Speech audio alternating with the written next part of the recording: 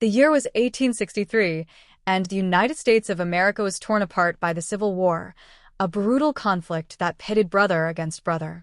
It was a time of immense hardship, sacrifice, and heroism.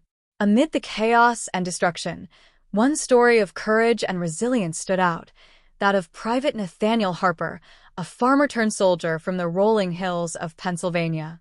Nathaniel, or Nate as his friends called him, was a simple man with little interest in politics. His life revolved around his farm, his wife Clara, and their young daughter Lily. But as the war escalated, the call to duty became impossible to ignore.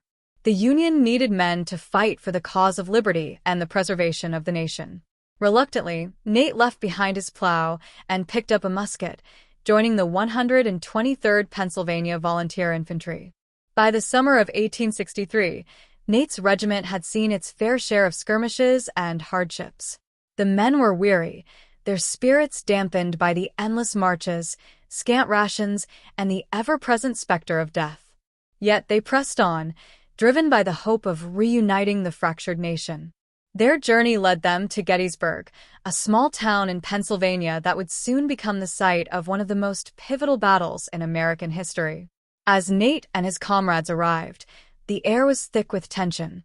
The Confederate Army, under General Robert E. Lee, was advancing northward, and the Union forces were determined to stop them. The battle began on July 1, 1863. Nate found himself positioned on Cemetery Hill, a critical vantage point for the Union Army.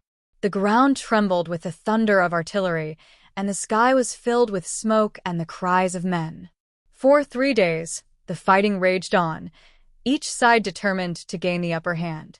On the second day of battle, Nate's regiment was ordered to hold their position at all costs. The Confederates launched a ferocious assault, their gray uniforms blending with the smoke as they charged up the hill.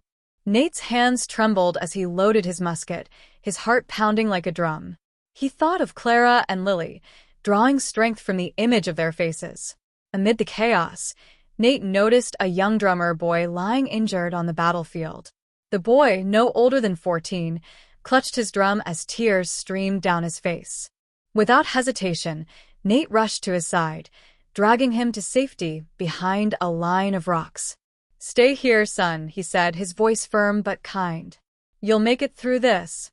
As the sun set on the second day, the Union lines held strong, but the cost was staggering. Nate's regiment had suffered heavy losses, and the faces of his fallen comrades haunted him. Yet there was no time to grieve. The next day would bring the climax of the battle. July 3, 1863, dawned with an eerie calm. Nate and his comrades prepared for what they knew would be a decisive moment. Around midday, the Confederate Army launched Pickett's Charge, a massive assault aimed at breaking the Union lines.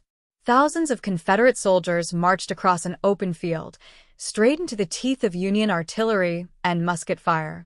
Nate's position on Cemetery Hill gave him a clear view of the carnage. He fired his musket again and again, each shot a desperate attempt to stem the tide. The ground shook as cannonballs exploded, and the air was filled with the acrid smell of gunpowder. Through it all, Nate remained steadfast, a silent sentinel amid the storm. When the smoke cleared, the Confederate assault had been repelled. The Union lines held, and the Battle of Gettysburg was won. Nate collapsed to his knees, his body exhausted and his mind numb from the horrors he had witnessed. Yet, he knew that their sacrifice had not been in vain. The tide of the war had turned, and hope was rekindled. In the days following the battle, Nate helped bury the dead and tend to the wounded. He found the young drummer boy he had saved, now recovering in a field hospital. The boy's name was Samuel, and he thanked Nate with tears in his eyes. "You saved my life, sir," he said. "I'll never forget you." When Nate finally returned home at the end of the war, he was a changed man. The farm, Clara, and Lily were still there, but the scars of battle ran deep. Yet, he carried with him a profound sense of purpose. He had fought not just for his family, but for the ideals of freedom and unity. Years later, as an old man, Nate would visit the Gettysburg battlefield, now a place of reflection and remembrance. Standing on Cemetery Hill, He gazed out over the rolling fields, his mind filled with memories of that fateful time. He knew that the sacrifices made there had shaped the destiny of a nation. Nate Harper's story, like countless others from the Civil War, is a testament to the resilience and courage of ordinary people in extraordinary times. It reminds us that even in the darkest hours, the human spirit can endure and prevail.